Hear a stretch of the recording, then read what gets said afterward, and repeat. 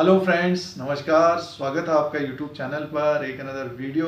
और इस वीडियो में फाइनेंशियल स्टॉक्स का जो सबसे ज़्यादा ट्रेड होता है और सबसे ज़्यादा गिरा भी है, इंडसइंड बैंक की बात करने की कोशिश करेंगे। एक तरह से पीएसयूज बैंक की तरह ही गिरा हुआ है और हिंदुजा ग्रुप के ये बैंक है। तो अब समझने की कोशिश करते हैं इसको इस वीडियो के माध्यम से। और लॉकडाउन और कोविड-19 से पहले ये काफ़ी ऊपर के लेवल पे था और वहाँ पे कुछ ऐसी न्यूज़ आई टेलीकॉम सेक्टर से जो वोडाफोन से रिलेटेड थे, तो उसके वजह से इसका काफ़ी एक्सपोजर है। और इसका और आईडीएफसी फर्स्ट बैंक का, तो इन दोनों शेयरों में काफ़ी गिरावट रही।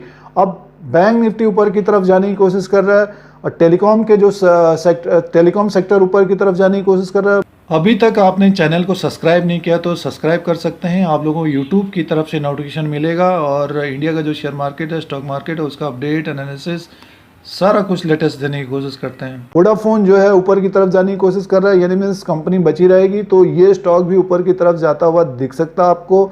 अभी लगभग 400 के आसपास है, 425 के आसपास है ये। और जिस तरह से इसमें जो एक्टिविटी होती है, जो ट्रेड होता है, उसको स्पेशली आपको मंथली वाइज कैंडल का व्यू बताने की कोशिश करेंगे जो टेक्निकली होता है, और सारा डेटा के हिसाब से ही बताने की कोशिश करेंगे। और जो ऊपर के लेवल ऑफ अभी फंसे हुए हैं तो उनको क्या करना चाहिए उसका भी व्यू बताने की कोशिश करेंगे।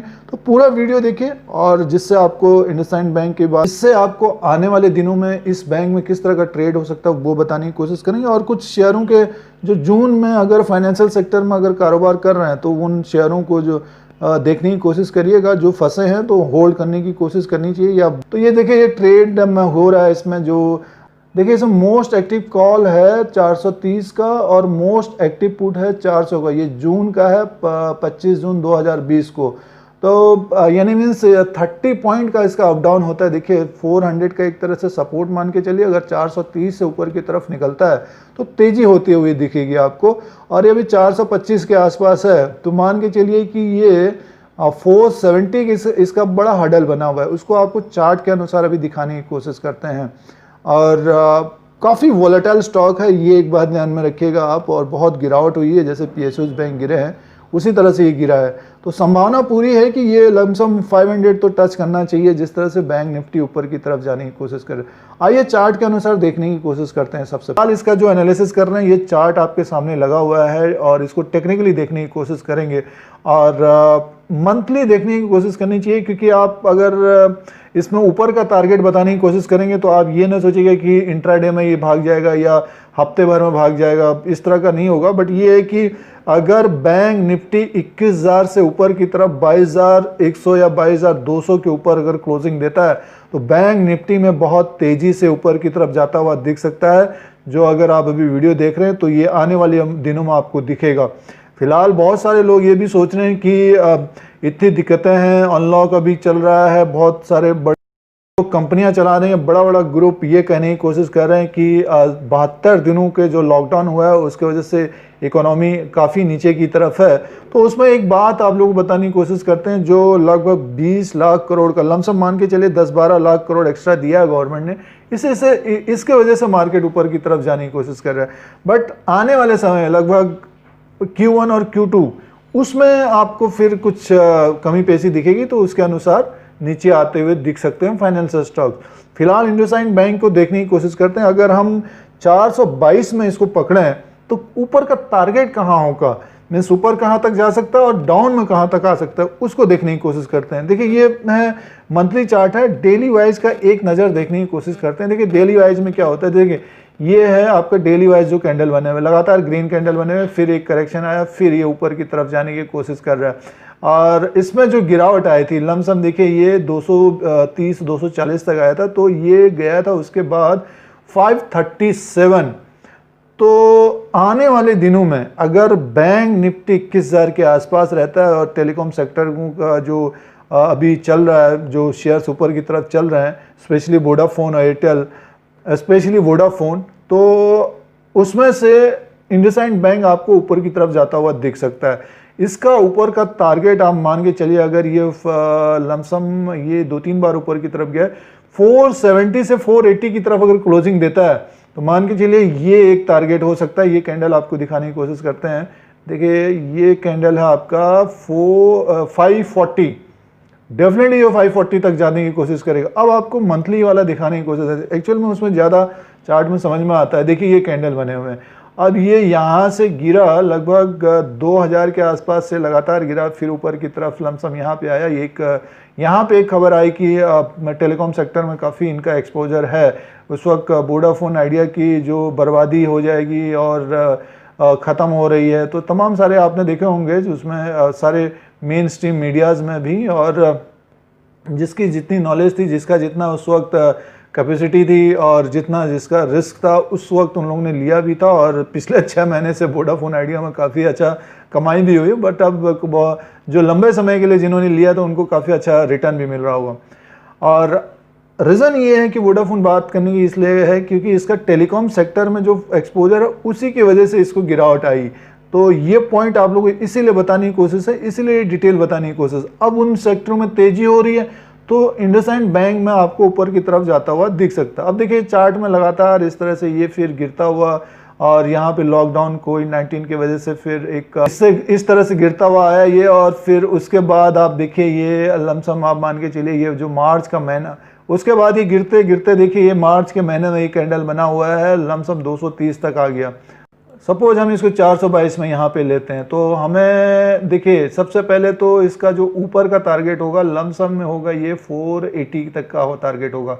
500 मान के चलिए, 500 से ऊपर की तरफ क्लोजिंग देता है तो लमसम मान के चलिए इसका जो टारगेट होगा ऊपर का, ये आपका मान के चलिए ये मान के चलिए 540 के आसपास। देखिए यहाँ पे एक हडल दिखा, इस तरह यहाँ पे कुछ टाइम रहा था ये 540 530 के आसपास रहा था ये, तो उसी के आसपास जाता हुआ दिख सकता है।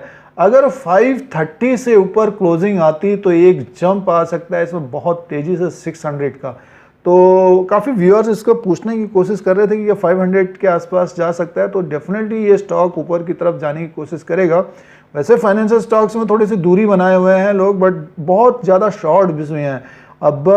और अगर बैंक निफ्टी यहाँ से लमसम 22,000 के ऊपर बंद होता है तो आपको ये स्टॉक लगभग 470 से 500 और उसके बाद इसमें और भी तेज़ी आती हुई दिख सकती है, क्योंकि शॉर्ट्स कवर होंगे और फिर जो नए बायर होंगे, क्योंकि बहुत सारे लोग क्या होता है चढ़ते हुए, जैसे बहुत सारे लोग क्या होता है जब भागता है शेयर उसको लेने की कोशिश करते हैं, तो उसके वजह से एक फ्लो आने की कोशिश करेगा।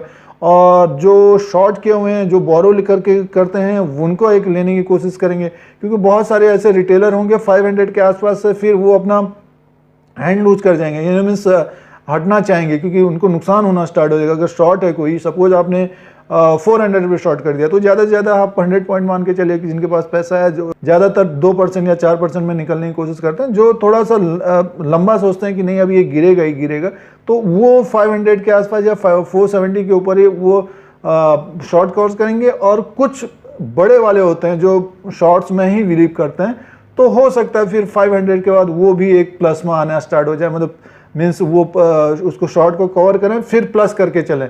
तो वो जो टारगेट होगा, ये आपको मंथली वाइज दिखाने की कोशिश करें, वो जो टारगेट होगा लमसम देखिए ये ऊपर की तरफ का जो टारगेट होगा 600 का टारगेट होगा वो। और ये आने वाले 1 या 2 महीने में, मीन्स हो सकता है कि जून के महीने में या जुलाई के फर्स्ट वीक तक भी दिख सकता है, अगर निफ्टी में ज़्यादा करेक्शन नहीं होता।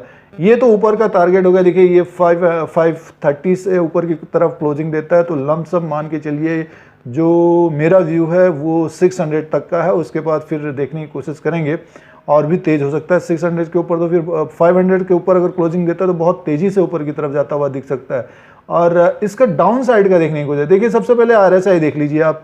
RSI देखिए, इसका RSI है 27 के आसपास। अगर ये 28 से ऊपर की तरफ जाता है तो लमसम अच्छा खासा तेज हो सकता है स्टॉक।